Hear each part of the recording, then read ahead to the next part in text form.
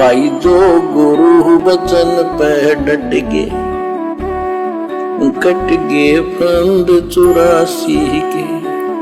एक समय दास यानी लेखक यानी पूज्य गुरुदेव भगवान सतगुरु रामपाल जी, एक समय दास एक गांव में 3 दिन का सत्संग पाठ कर रहा था।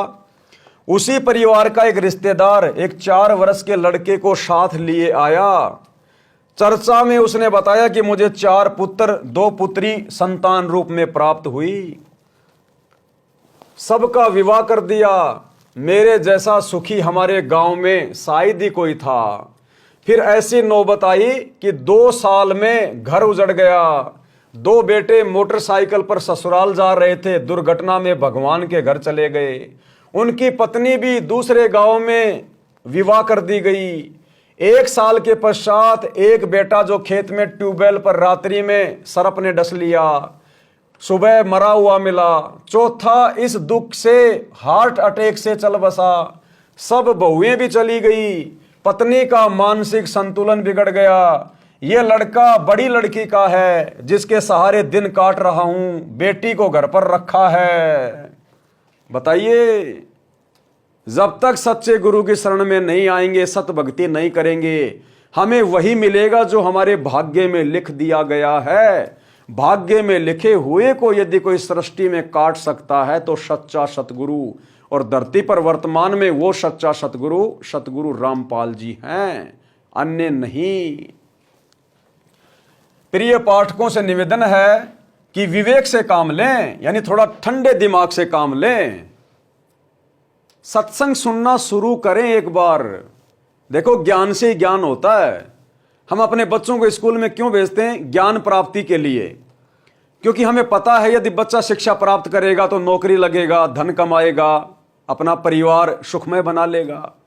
लेकिन हमें भक्ति के बारे में किसी ने बताया नहीं कि यदि हम भक्ति करेंगे बचपन से सच्चे सतगुरु की तो हमारा लोक और परलोक दोनों सुखी हो जाएंगे। अरे वो शिक्षा जो तुम अपने बच्चे को 15-20 साल तक देते हो, धन भी जो है उसके ऊपर लगाते हो, वो शिक्षा तुम्हें क्या देगी? ज्यादा से ज्यादा वो शिक्षा तुम्हें 2 टाइम की रोजी रोटी दे सकती है, इससे ज्यादा कुछ नहीं देगी। और वो भी ना जाने हर साल कितने लड़के डिग्रियां ले लेके घूम रहे हैं। 2% को नौकरी मिलती है, मुश्किल से 2% को। मान लीजिए आपके बच्चे को नौकरी लग गई, जिस बच्चे को आपने 20 साल तक पढ़ाया, लाखों रुपया उसके ऊपर आपने खर्च किया, वो केवल 2 टाइम की रोजी रोटी ही कमा सकता है जब तक जिएगा। आगे क्या? जब परमात्मा के दरबार में जाएगा फिर क्या? फिर अगले जन्मों में क्या? जब गधा बनेगा, कुत्ता बनेगा, सुअर बनेगा, तब कौन उसको नौकरी देगा? कहां से वो डिग्री लेगा? इसलिए परमात्मा की भक्ति करना सबसे बड़ी डिग्री है, सबसे बड़ी नौकरी है। लोक और परलोक दोनों सफल होंगे, सुखी होंगे। प्रिय पाठकों से निवेदन है कि विवेक से काम लें और मानव जीवन की सच्ची राह पकड़ें, भक्ति अवश्य करें। संतान होना या ना होना यह आपके पूर्व के कर्मों का फल है।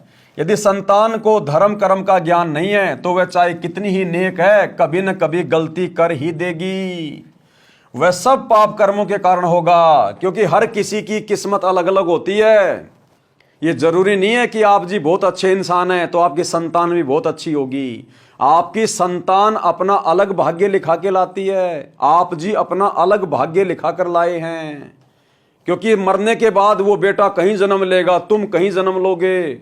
अगले जन्म में अगर मनुष्य जन्म मिला, क्या पता तुम्हारा जन्म पाकिस्तान में होगा, और जो तुम्हारा बेटा था मरने के बाद उसका जन्म क्या पता अमेरिका में हो जाए। फिर तुम कैसे मिलोगे? कहां मिलोगे? अमेरिका में उसका कोई और बाप होगा, पाकिस्तान में तुम्हारा कोई और बाप होगा।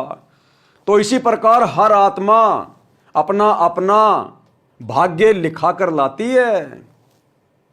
आप बहुत अच्छे इंसान हैं, नेक इंसान हैं, लेकिन जरूरी नहीं कि आपके बच्चे बुढ़ापे में आपकी सेवाएं करेंगे। अच्छे माता पिता की संतानें अपने माता पिता को बुढ़ापे में बहुत ज्यादा दुखी भी कर देती हैं। और मान लो किसी ने सुखी भी कर दिया तो केवल इसी जन्म का सुख हुआ, उस परलोक का क्या होगा जो आपने भक्ति की नहीं? फिर क्या होगा अगले जन्म में? जब आप कहीं पर गधे बन के घूमोगे तो आपका बेटा आपको क्या राहत देगा? क्या पता अगले जन्म में आपका बेटा बनेगा कुमार और तुम बनोगे गधे। अब वो बेटा जो पिछले जन्म में आपकी सेवा करता था, अगले जन्म में जब आप बनेंगे गधे, बेटा बनेगा कुम्हार, सारा दिन आपके लठ मारेगा। इसलिए ये कर्म कटेंगे सतगुरु की सच्ची भक्ति से। संतान होना या ना होना ये आपके पूर्व के कर्मों का फल है। यदि संतान को धर्म कर्म का ज्ञान नहीं है तो वह चाहे कितनी नेक है, कभी न कभी गलती कर ही देगी। वह सब पाप कर्मों के कारण होगा। एक व्यक्ति ने बताया कि मेरा ससुर 4 एकड़ का जाट किसान था। ध्यान से सुनना यह कथा कि कैसे अपने संस्कार ही काम करते हैं। एक व्यक्ति ने बताया कि मेरा ससुर था और 4 एकड़ जमीन थी उसके पास में, 4 एकड़ जमीन, वो किसान था। एक व्यक्ति ने बताया मेरा ससुर 4 एकड़ का जाट किसान था, उसने दिन रात मेहनत करके कुल 16 एकड़ जमीन खरीद कर बना ली, यानी 12 एकड़ जमीन और मोल ले ली। 4 लड़के थे और 1 लड़की थी, सबकी शादी कर दी। 60 वर्ष की आयु में मेरे ससुर जी को अधरंग मार गया, यानी लकवा मार गया, पैरालाइसिस हो गया। चारों लड़के भिन्न भिन्न रहते थे, चारों लड़के अलग अलग रहते थे अपनी फैमिली में। कुछ दिन बड़े बेटे के पास रहा, परंतु 6 महीने में ही कपड़ों में बदबू आने लगी। फिर तीसरे नंबर वाले के घर में रहा, कुछ दिन बाद उसने भी हाथ खड़े कर दिए। इस प्रकार चारों बेटे सेवा से तंग आ गए। गांव की पंचायत ने मेरे ससुर जी की सेवा कराने के मकसद से 2 एकड़ जमीन उसको अधिक देने का फैसला किया, जो बेटा अपने पिता की सेवा करेगा। जब चारों बेटों ने बाप से पल्ला झाड़ लिया तो गांव में पंचायत हुई और लोगों ने कहा भाई उस बेटे को 2 एकड़ जमीन ज्यादा दी जाएगी जो इसकी सेवा करेगा। उस 2 एकड़ जमीन के लालच में छोटे बेटे ने कहा जी हम सेवा करेंगे। इस लालच में छोटे वाले ने सेवा करने की बात मान ली। 6 महीने में उसने कहा कि मेरे बस की बात नहीं है। रिश्तेदार इकट्ठे हुए, सब बच्चों को सभी प्रकार से समझाया, परंतु कोई सेवा को तैयार नहीं हुआ। रिश्तेदार आ गए, रिश्तेदारों ने समझा, रहे नालायको तुम्हारा बाप है, तुम्हारे को पाल पोस के बड़ा किया, बैल की तरह कमाया, तुम्हारे लिए इतनी जमीन खरीदी और आज तुम इसकी सेवा भी नहीं कर रहे। उसके बाद भी बेटे नहीं माने, हाथ खड़े कर दिए, क्योंकि अपने अपने संस्कार काम करते हैं, परंतु कोई सेवा को तैयार नहीं हुआ। वह भगत बता रहा था कि मेरा ससुर बोल भी नहीं पा रहा था। जब छोटा पोता सामने आया तो गर्दन से संकेत से कह रहा था कि आजा मेरे पास, लाड करूंगा। ये भूल पड़ी है, बेटों ने तो कर दी मौज, पोतों की कसर बाकी है। उन 2 एकड़ को ठेके पर देकर उसके लिए एक नौकर रखा और अंत में फिर दुर्गति से मरा। चारों बेटों ने हाथ खड़े कर दिए और उसका पोता खड़ा था वहां, बुढ़ा बोल भी नहीं पा रहा था, गर्दन से संकेत कर रहा था, आजा मेरा बेटा, आजा मेरा बेटा, तेरा लाड करूंगा। तो परमात्मा कह रहे हैं उन तेरे 4 बेटों ने तो तेरी टांट काट दी, अब ये पोता तेरे लिए सब कुछ कर देगा। अभी भी तेरे अंदर वो मोह ममता यूं की यूं उमड़ रही है। अंत में 2 एकड़ जमीन किसी नौकर को दी कि भैया जब तक सेवा करेगा तब तक 2 एकड़ जमीन में फसल उगा और खा। और अंत में वो बुढ़ा फिर भुगत भुगत के मरा दुर्गति से। अब जब तक उस बुढ़े के पिछले जन्म के भक्ति संस्कार काम कर रहे थे तब तक तो घर में मौज थी, बढ़िया काम धंधा कर रहा था, अपने बेटों को जमीन भी लेके दे दी। और जैसे उस बुढ़े के पिछले जन्म के भक्ति धन में कमी आई, ऐसे ही उसकी दुर्गति शुरू हो गई, पैरालाइसिस हो गया, लकवा मार गया। और अब उसके बेटे भी उसकी सेवा नहीं कर रहे थे, अंत में दुर्गति से मरा भुगत भुगत के।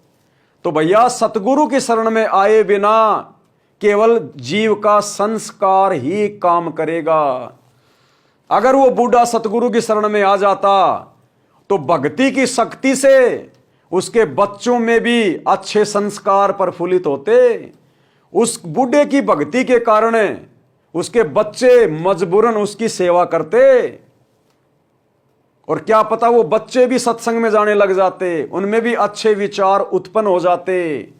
जब वो सत्संग में जाते, उसके पोते सत्संग में जाते, उसके बेटे जाते, बेटों की बहू जाती, तो सत्संग में वहां एक दूसरे की सेवा करते हैं। जो रोगी हैं उनकी सेवा करते हैं, जो बूढ़े हैं उनकी सेवा करते हैं, उनके जो है वो कपड़े धोते हैं, खाना खिलाते हैं। तो जब वो बच्चे इस प्रकार का देखेंगे सेवा भाव, और जब खुद भी सेवा करेंगे, तो सत्संग में सेवा करने वाले क्या घर पे अपनी माता पिता की सेवा नहीं करते? लेकिन उस बुढ़े ने ना तो खुद सतगुरु का सत्संग लिया और ना उसके बच्चों ने लिया, तो बिना भक्ति के अंत में उनकी दुर्गति हुई।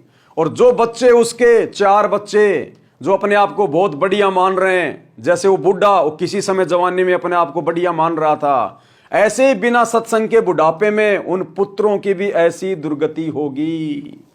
इसलिए भक्ति करनी बहुत। जो गुरु बचन पे डट गे, कट गे फंद 84 के, कट गे फंद 84 के, कट गे फंद 84 के।